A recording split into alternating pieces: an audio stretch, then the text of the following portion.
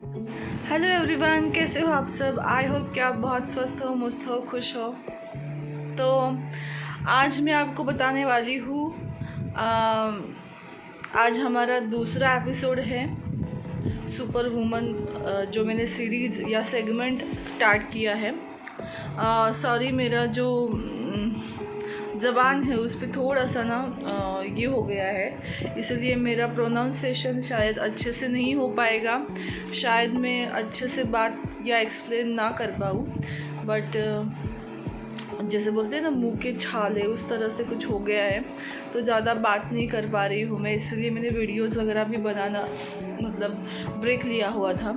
But स्वागत है आप सबका मेरा दूसरा सेगमेंट, दूसरा एपिसोड सुपर वुमन के नाम पे।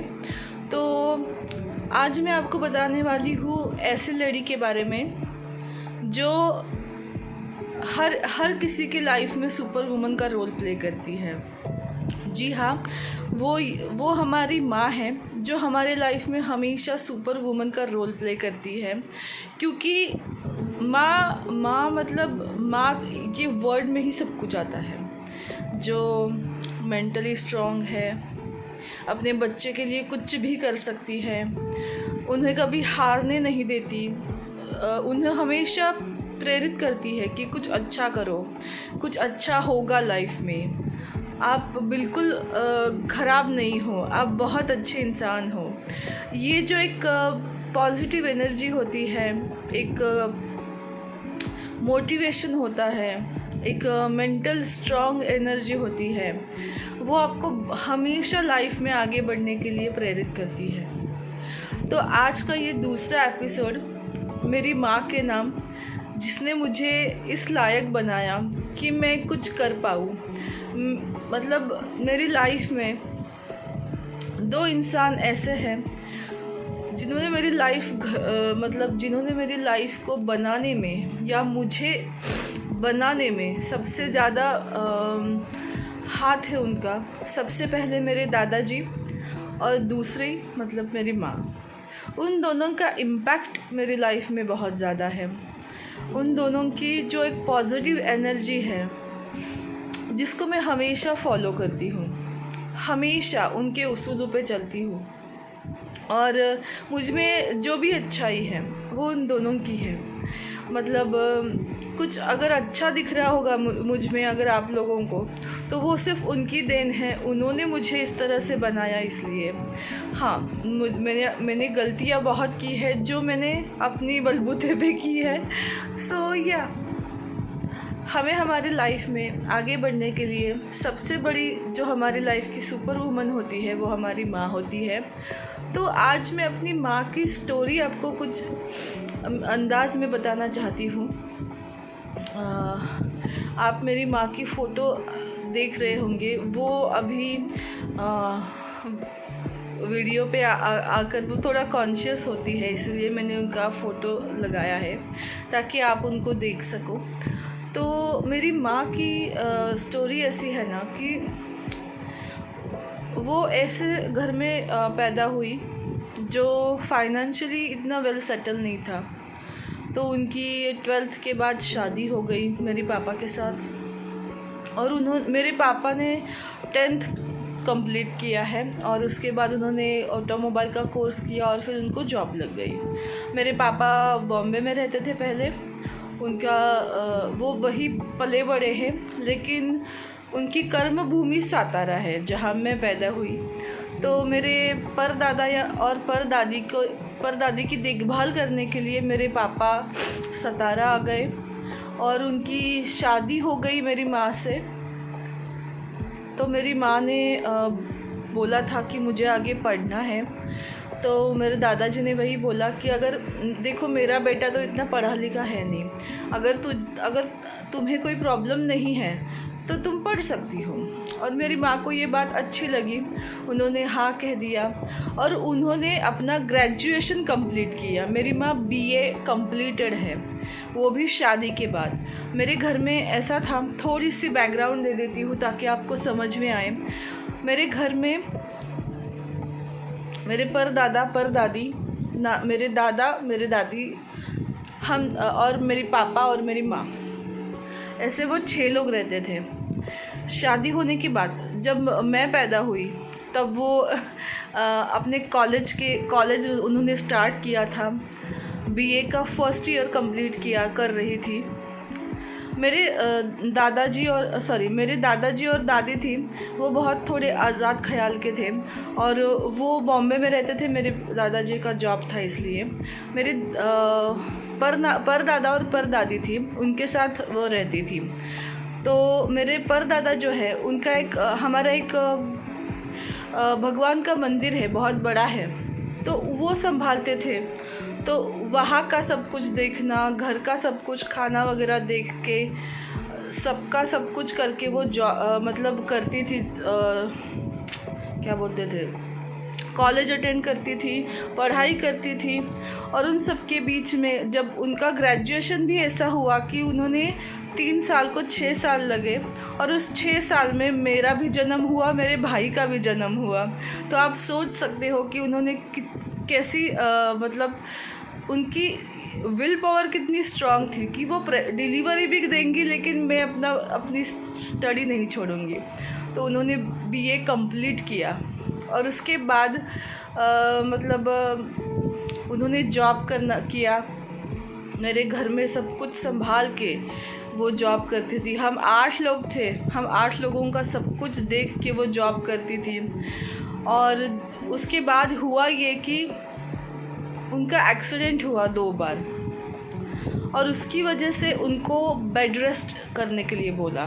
तब मेरे परदादा नहीं थे और परदादी भी नहीं थी। ऐसा हुआ ना कि और मेरी दादी भी तब तक गुज़र गई थी।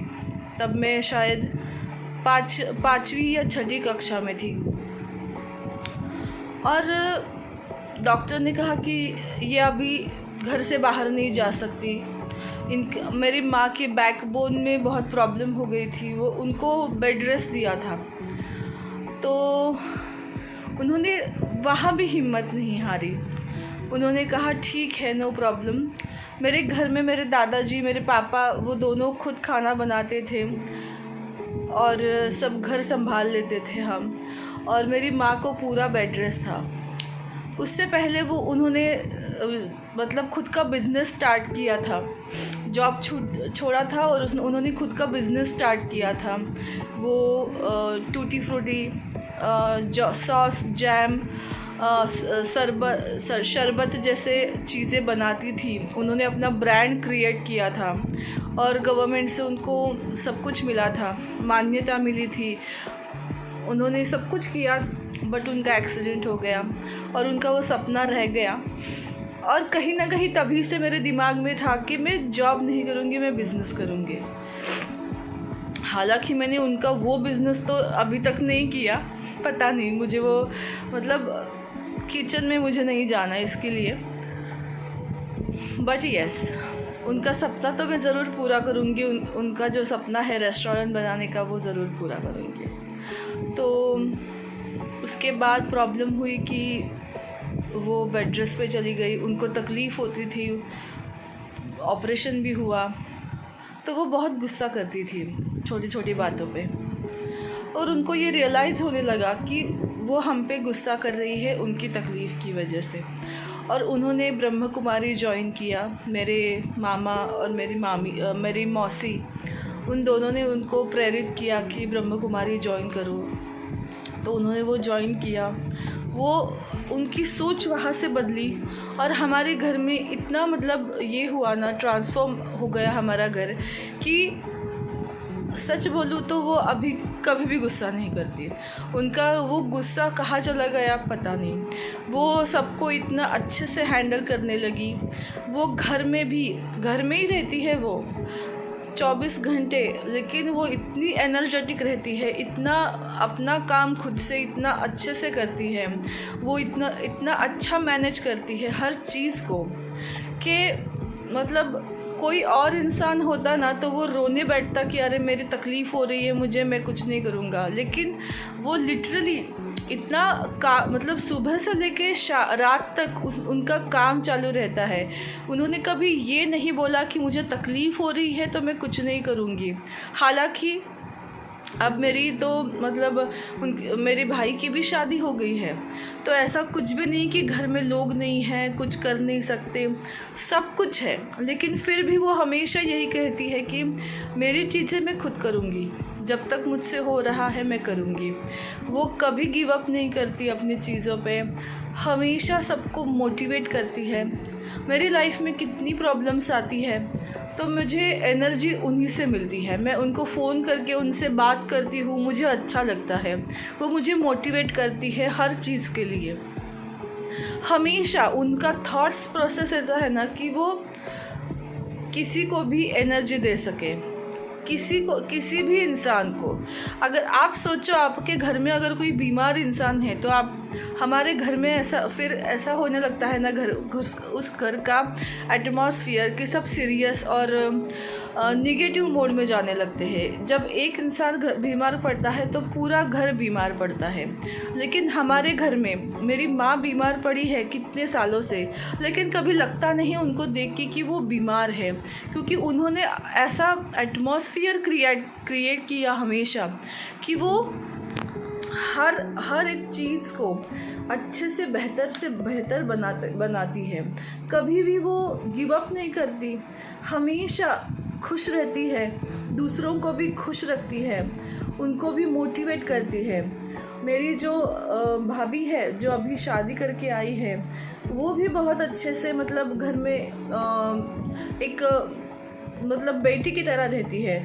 तो वो मुझे चीज़ बहुत अच्छी लगती है, क्योंकि हर किसी के मतलब अगर किसी के घर में बेटी खुश है ना तो उस घर में उसकी वो बहू भी खुश रह सकती है। ये चीज़ मैंने नोट किया, क्योंकि जो प्यार मुझे मेरे घर वालों से मिला, क्योंकि मैं बहुत ब्लेस्ड हूँ कि मेरे लाइफ में ऐसा परिवार मुझे मिला कि जो मुझसे अनकंडीशनली लव करता है। मैं कैसे दिखती हूँ या मैं क्या करती हूँ उससे उनका प्यार नहीं बढ़ता, या मैं कितना कमाती हूँ उससे उनका प्यार नहीं बढ़ता। वो बस मुझसे प्यार करते हैं। फिर मैं कैसे भी दिखूँ, कुछ भी करूँ, अगर मैं गलत जा रही हूँ तो मुझे बताते हैं, अगर मैं सही हो तो उसका मुझे हौसला अफजाया करते हैं। अगर मुझे प्रॉब्लम है तो हमेशा मेरे पीछे खड़े रहते हैं, मेरी ढाल बन के।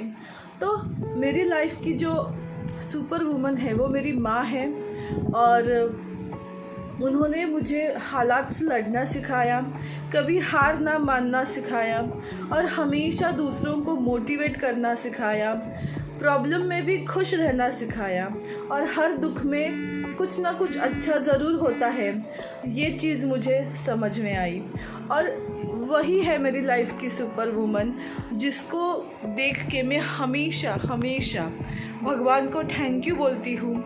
और वो मेरे पिछले जन्म में भी मेरी माँ थी। तो एक जो होता है ना कनेक्शन मेरा उनके साथ बहुत ही अलग है, और वो मुझे हमेशा ज़िंदगी में आगे जाने के लिए मोटिवेट करती है।